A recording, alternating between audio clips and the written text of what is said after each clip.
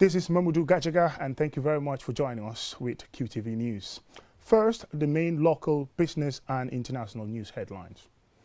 In the local news, families of victims and some victim survivors of Yahya Jammeh's regime march demanding he be brought to justice. Gambians react in the wake of the historic judgment in the case it brought against Myanmar. Drug law enforcement officials parade a further 28 suspects apprehended in recent days. In business news, Comfort Quality Service clarify new number plate arrangement. In international news, coronavirus reaches Europe. A powerful earthquake strikes eastern Turkey days before President Erdogan is due to visit the Gambia.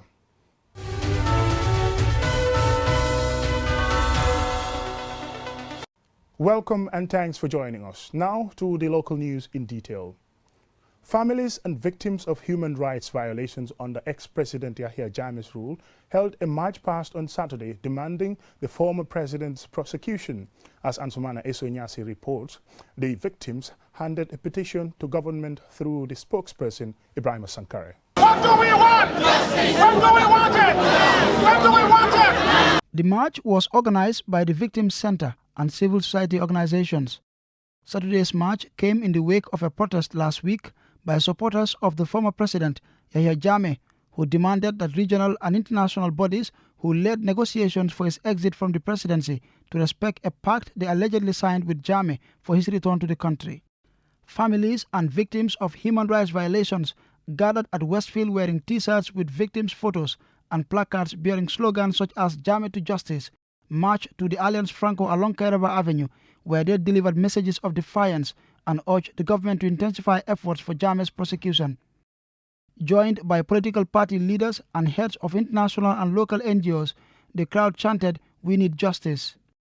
In an interview with QTV, human rights activist Madi Jobate says the march is to pressurize government to bring former President Jammeh to justice to account for all human rights violations committed during his regime.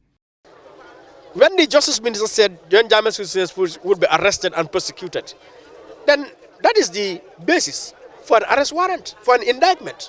So why can the Justice Minister next week Monday go to the courts and put that indictment down there, that charge? Why can't they issue an international arrest warrant for Jammeh? So these are the practical steps we want this regime to take. In a show of solidarity and support, the leader of the United Democratic Party, lawyer Ousainou Darboe, and renowned politician Amadou Omar Jallow, who were both victims of the Jammeh regime, took part in the march. Speaking to reporters, Ousainou Darboe announced his willingness to serve in the prosecution team should Jammeh be tried in a court.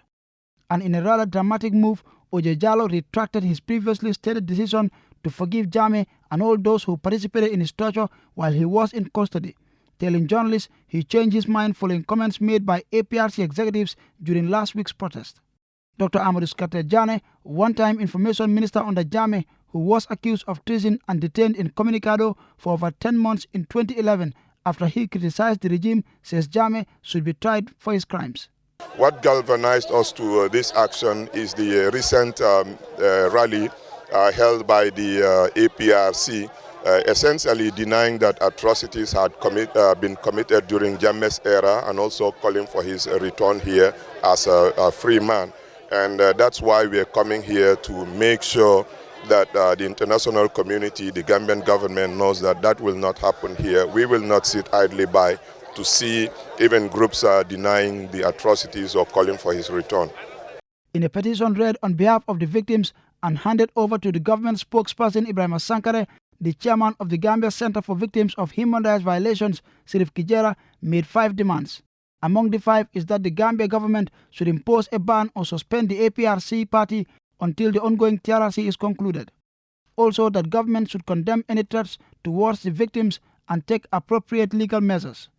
And so that ex-President Jammeh faces immediate arrest and prosecution should he step foot in the Gambia, and start immediate consultations with regional and international partners for support to bring Jammeh to justice. Ansumana Esonyasi for QTV News. After the International Court of Justice unanimously ruled on Thursday in favor of Gambia's request for the issue of a provisional measures order on Myanmar, QTV's Mamadou Lamin Choi went out to gauge the public's opinion, and this is his report. A historic and unanimous decision by the International Court of Justice has not only inspired hope for justice among the Rohingya Muslims, but also Gambians. The case has gained momentum and captured global attention, and Gambians are also monitoring with pride their country's fulfillment of its international legal obligation. David Abraham and Tony F. Mendy are UTG law students. Their views on the ICJ's ruling in favor of Gambia's request for a provisional measures order is that a step forward to justice for the Rohingyas has been registered, and also that the legal action against Myanmar enhances the Gambia's standing in the international community. I think, well, it definitely establishes Gambia as a responsible player on the international scene. These acts have been going on since at least 2016. I am proud. We are a population of less than, not more than 2 million or so. But the last census is in fact less than 2 million.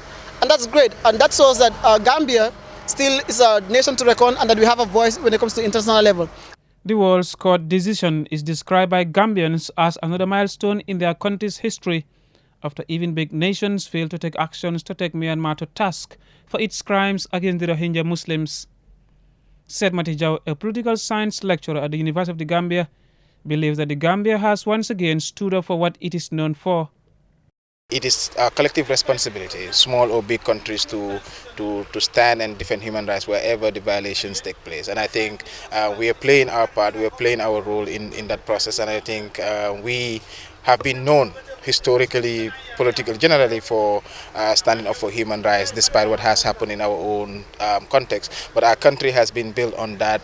The Gambia's lead to bringing Myanmar to account for alleged genocidal intent could take years before a final judgment on the merits of the case. The court's ruling to restrain Myanmar from committing genocide against its own people is welcomed by Minister Tambedo, who leads the legal efforts. Speaking to the press after the ruling, the Gambia's Justice Minister had said that the fact that the restraining order is unanimously agreed on by all the 17 judges of the court sends a message that the world cannot tolerate genocide. The decision today has reinforced our faith in the ability of the International Court of Justice to deliver justice for ordinary people around the world. And it's a great day. It's a great day for the Rohingya. We should all be pleased with them. We hope that this is the beginning of the turning point for them, for their lives, and for their protection in Myanmar. It is not over yet, but the Rohingya Muslims in Myanmar and in refugee camps in Bangladesh, where 740,000 of them currently are, may live a dignified and better life if, as is expected, Myanmar complies with the court's decision. The International Court of Justice can only give orders for state parties in dispute to comply without enforcement powers. Only UN Security Council's resolution, supported by the 5 permanent members, can enforce judgments by the World Court. However, it would take immense bravery on the part of Myanmar to go against a ruling as overwhelming as in this case. Mamadou Lamin Choi for QTV News. 28 suspects are in police custody for alleged possession of suspected cannabis as the Drug Law Enforcement Agency's crackdown on drug traffickers and users continue. Amadou Oba has the rest of the story. The 28 suspects were arrested at various locations within the West Coast region within 2 weeks of operations by the officers of the Drug Law Enforcement Agency. A total of 214 bundles of suspected cannabis weighing about 218 kilograms was also recovered. The arrest came as a result of conducting a regional engagement in operations to map out the routes used by drug traffickers in Gunjur, Sibanor and Brikama. Maulud Fall, Commissioner West Coast Region, explains how the operation was conducted. We have over 28 accused persons, and then we've made an arrest of 214 bundles of suspected cannabis, weighed 218 kilograms and 565 grams of suspected cannabis. This was during this period of this operation, within last week and this week. Joseph Sane, Chief of Operations, Gunjur, explains some of the challenges they faced during the operation. Even if we organize some operations around the border end, immediately we start going, leaving from our offices to different directions or towards the border end. At times even the community will be giving informations, you see, to the people who normally brings in drugs in the town. You see, and without their support, definitely we're going to have some difficulties by doing so, by combating these drugs into the society. Bakari Jiba, Chief Superintendent Brikama Sibanor, assured Gambians that the drug law enforcement officers will continue to fight against drug trafficking to the best of their ability. Mr. Jiba also disclosed that one of the biggest drug dealers in the West Coast region was among the suspects. It's called Asambu, or Lamin Sambu, whatsoever you may call him, Asambu. He's brought down just last week with a taxi and a lot of kilos. Then we are fighting for the bigger ones, not the small ones. The stresses are so much, people are complaining, yeah, we know, but we are looking for the bigger ones. Because when we see Brikama or West Coast, the border is too porous. Now what we put our network within the border lines. Because if the drug cannot come in, the small peddlers cannot be able to have drug. That's why we are highly concentrated more in the borderline. Mr. Jiba urged the government to look at some of their constraints. From the government is about mobility. Mobility is our constraints. We need mobility. We need logistics. Fuel. That's our constraint. Sometimes it's it's difficult for us to make an operation without proper logistics. The arrest of the 28 suspects is another achievement for the Drug Law Enforcement Agency in their relentless effort to minimize or rid our society of drug abuse and those involved in the trade. Reporting for QTV News, I am Amadou Oba. The Public Utility Authority, PURA, on Thursday organized a stakeholders forum for community radio stations to discuss challenges and approaches needed to enhance growth. Bintu Koka has more. The knowledge-sharing dialogue with community radio stations is also an opportunity to discuss issues affecting the sector and create a level playing field for stakeholders. Mamadou Jallow, Director General of PURA, outlines the importance of the community radios, adding that regulations are not meant to be a restricting factor, but rather to create equity for effective operations. Community radios are now an important fabric in our broadcasting ecosystem, mainly deriving from the fact that they allow for alternative mediums for access to information at the community level. As community radios, you continue to help in this regard by detailing community-related issues and amplifying awareness initiatives. This serves as a critical anchor in promoting community improvement and development.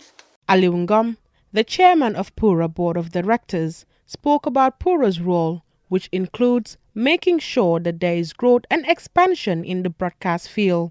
The authority has ensured that the Gambia remains relevant amongst nations adopting international best practices in the broadcasting sphere. In furtherance of his commitment towards ensuring the continued growth and development of the community radio deployment, the authority since inception has never charged regulatory fees on community radios.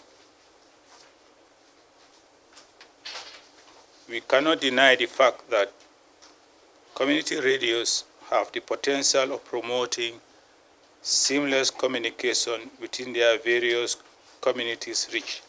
Yusufu Bojang, the manager of Kaira Yining Community Radio and president of the Association of Community Radios, spoke about some of the problems they face as an institution. One, we also pay in the GPPA, the Gambia Public Procurement Authority, for community radios in the North Bank region, Kerewan and others. They are paying $2,005, something like that, $2,005. And the community radios within here, the Brikama, the Gunjur, the Kaira FM I come from, we're paying $5,000. Where is the logic? And we say they are community radios. So this meeting comes at a very good time. It will allow us to wipe out, to discuss frankly with the stakeholders. They will know our problem, they will know our concern, and therefore we will know how to, turn a new page and shape a brighter future for the community radios. Mr. Bojang further outlined some possible problems. Pura also should try, to know that, community radios has equipments that along the line will deteriorate, will get damaged, and they should allow us, to go into, fundraising activities. For instance, to take in some advert. I'm not saying if you are paying 100, we should charge 100. We should charge 50. That will help us. There has been an increase in the broadcast sector in the Gambia, especially in radio stations. Radio has the ability to reach across borders and can become a valuable source of information where reliable news is scarce. For many people, it is the medium through which they get information. As such, radio has a valuable role in society. Bintu Koka, QTV News. A general cleaning exercise was held over the weekend at Old Yundum Market and the lower and upper basic schools in Old Yundum. The exercise was carried out after a series of QTV reports in which poor sanitary states of the market and the school was revealed. This story was written by Lamin Dabo and narrated by Ajabintu Drame. The exercise was organized by Kombo North District Committee, the West Coast Region branch of Gambia Red Cross and the Village Development Committee of Old Yundum. The Red Cross volunteers described the exercise as part of humanitarian activities they embarked on through community work. The chairman of Old Yundum Village Development Committee, Aliu Sen, commended the Red Cross volunteers and partners for organizing such an important activity. Mr. Sen urged residents of Old Yundum and its surrounding to refrain from indiscriminate waste dumping. Here, particularly this area where the settle is carried out, is where we have our educational institutions, that is the lower basic school and the upper basic school. So this place should be kept clean always. Littering the environment in itself is not correct, and we have to, desist from, that practices. We have places, designated areas where dumping should be done. So dumping should be done in those places. We have the blessings of Dresden, which is a non-governmental organization here in Old Yundum. They are, taking responsibilities of waste management in our communities. And as a result, they provided us with dustbins. So let us use these dustbins to throw our garbage rather than throwing garbage in the streets. Abdoulaye Cisse, the National Assembly member for Old Yundum constituency, says he is impressed with the initiative and says it is everyone's responsibility to maintain a clean environment. I am encouraged very well by their stance and then the stance of the community who have answered to their call that they should come and clean their environment, which I believe has been here for quite a long time, that the people of the community have been passing through and nobody has been taking any step to remedy the situation. And the Red Cross have taken it upon themselves to come and support the VDC and then the entire community to clean the environment. I am encouraged very well. Ibrahim Achun, a representative of Kombo North District Red Cross Committee, explains why they carried out the cleansing exercise and spoke of their plans as a committee geared towards serving humanity.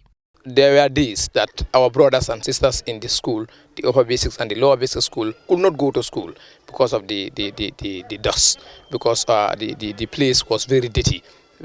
So we deem it necessary, we take it upon ourselves to make sure we clean this place. After the Congress that they came into office, they have been engaging the volunteers into activities that starting from the familiarization day and many other activities. In fact, we are planning for a camp.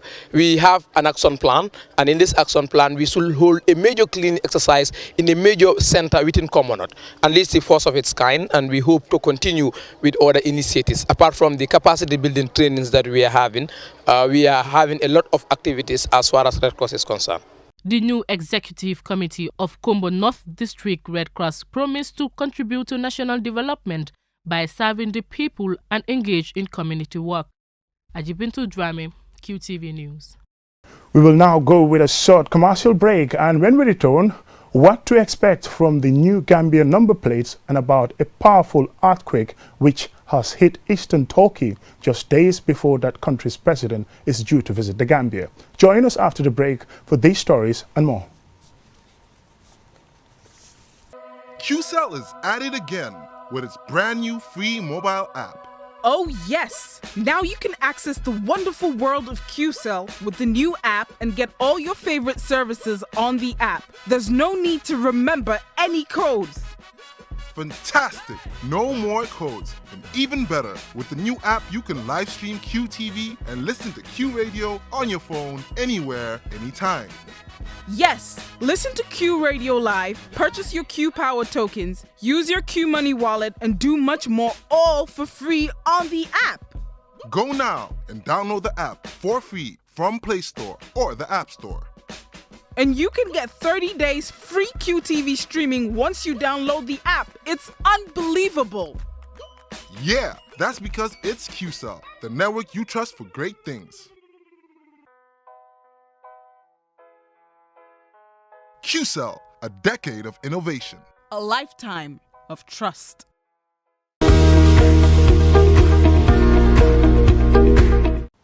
Welcome back and thank you very much if you're just joining us. This is QTV News.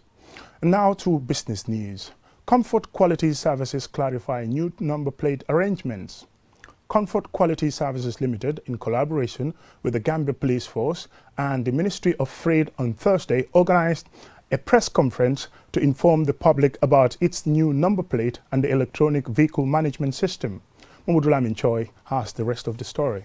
Comfort Quality has introduced facilities expected to help the police effectively manage traffic on our roads. For the first time in the country, drivers and motorists who get the new number plates will be issued QR stickers containing coded information about the vehicle and its owner, which police officers can instantly access. So basically, if you have a vehicle and it's exiting Gambia, or if a vehicle is stolen in Gambia, 9 out of 10, if it's going to be sold anywhere, it will be outside Gambia because you won't be able to sell it here. So what this does is, the border police can actually have this. So any vehicle that's exiting Gambia can easily be scanned, and then you will know who owns it. If it doesn't tally with the driver that is actually driving, and then you can put it aside and get verification before you can actually allow the car to exit the country. As part of its efforts to fulfill its contract obligation, Comfort Quality has supplied the Gambia Police Force with 100 scanners which traffic officers will use at checkpoints.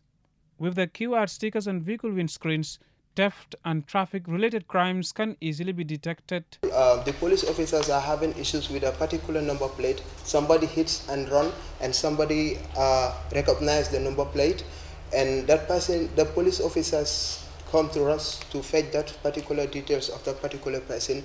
It will be fetched in within few minutes, not even an hour or 30 minutes. The new aluminium number plates are said to have high security features that are durable and with 70% visibility in the dark. Graduating from a manual vehicle management system and introduced to electronic system, police officers can do their work with efficiency. Very fortunate to have this, so my take to the Gambian people, cherish it. And we not actually, you can criticize what we do, but as long as you criticize, constructive criticism, it will help all of us grow, because we're here for the Gambian people. We're here to serve the Gambian people. We're here to make sure they have a product that we can be proud of. Eventually, when it's transferred to the police, this is something we want the police to actually control and do, and because we'll have a system in place that will actually work. Comfort Quality, in partnership with the police, assures Gambians that getting a new number plate after submitting required documents will only take minutes, and drivers can get free number plate fixing at Kereba Police Station. Comfort also promises to offer a delivery service to institutions that need more than 10 vehicle number plates. Comfort Quality's contract with the Ministry of Interior expires after 5 years, which could be renewed. As the number plate producing company works together with Gambia Police Force, its aim is also to transfer the technology to the Gambia Police Force. The number plates are issued with QR stickers. The issuing centers are Banjul Police Headquarters, Kereba, Birkama, Farafanye and Basse Police Stations. Efforts to expand its issuing centers across the country are also ongoing. Mahmoud Lamin Choi for QTV News. The Gambia Press Union, through the Women's Journalists Association of the Gambia on Friday, convened a validation forum on a developed sexual harassment policy for the Gambia media. Aliou Cisse reports on this story. Sexual harassment is defined as an act of unwelcome sexual advances, requests for sexual favors, and other verbal, non-verbal, physical, or virtual conduct of a sexual nature. In a country where a few institutions have a sexual harassment policy, this GPU policy seeks to complement existing national laws and demonstrates the GPU's intention and position on sexual harassment relating to men and women in the media. The union says it is committed to providing a safe environment free from sexual harassment in any form for all media workers, be it at their workplace or in the course of work. The policy prohibits all forms of sexual misconduct, including but not limited to sexual assault, sexual exploitation, and harassment. Mustafa K. Dabo, Vice President of the Gambia Press Union, welcomes the move. Creates that platform that is safer for everybody to be able to work conducively in or within the media environment. And that is not a privilege to be afforded to anybody. That's a right that everyone must have. The Women Journalists Association of the Gambia, WOJAC, on behalf of GPU, is implementing a UNESCO-funded 12-month project entitled Breaking Gender Barriers in the Media. Maimuna Sidibe, Program Officer at UNESCO, said our office was motivated to fund the project to address the menace which is not openly discussed in Gambian society, particularly by victims. Although sexual harassment does not discriminate by gender, there are generally more women who are targeted and sexually harassed than even men. Even in today's modern society, women are on average paid less than men and are still treated differently in the workplace simply because of their sex. Madi Jabate, a human rights activist and country director of Westminster Foundation, was hired as a consultant to develop the policy. This is a fundamental human rights issue, and sexual violence, sexual harassment is an epidemic in this country. In our homes, in our workplaces, on the streets, in the market, on the beach, more than, I don't know. But women face sexual harassment incredibly across the board every day. And we can have a society where that is the case, and particularly in our context, you want a newsroom, a media house in which men and women who work there in a safe environment where they get respect, but they are not being disrespected or assaulted on account of their being a woman. Fatou Toure is an executive member of WOJAC, a professional journalism association of women's journalists in the Gambia, which advocates for the welfare of its members. The policy will help each and everyone to be able to report on sexual harassment in the media industry. It is here to address unacceptable acts in the media by breaking the silence through reporting perpetrators. Media houses and journalists will be expected to respect and implement the policy, failing which offenders could face sanctions, including losing GPU membership. Reporting for QTV News, I am Aliou Cisse.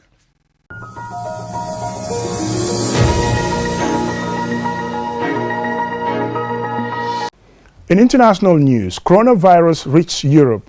Over 1,300 individuals have contracted the coronavirus worldwide, with the number of fatalities in China reaching 41, as well as Australia, France, and Malaysia have confirmed their first cases. In China, where the virus originated, some cities and towns remain on lockdown, and millions of workers are unable to leave or enter these places, which are effectively quarantined. A matter of days before the Turkish president is due to visit the Gambia, a powerful earthquake has hit eastern Turkey. Search and rescue teams are racing to reach dozens of people trapped under collapsed buildings following the earthquake in Elzing province. At least 22 people have been killed and hundreds injured. There are fears the death toll may rise, as many are believed to be trapped under the rubble of collapsed buildings. Before we end this bulletin of the news, let's take a quick look at our main news stories. In the local news, families of victims and some victim survivors of Yahya Jammeh's regime march demanding he be brought to justice. Gambians react in the wake of the historic judgment in the case it brought against Myanmar. Drug law enforcement officials paraded a further 28 suspects apprehended in recent days. In business news, Comfort Quality Service clarify new number plate arrangements. In the international news, coronavirus reached Europe. A powerful earthquake strikes eastern Turkey days before President Erdogan is due to visit the Gambia.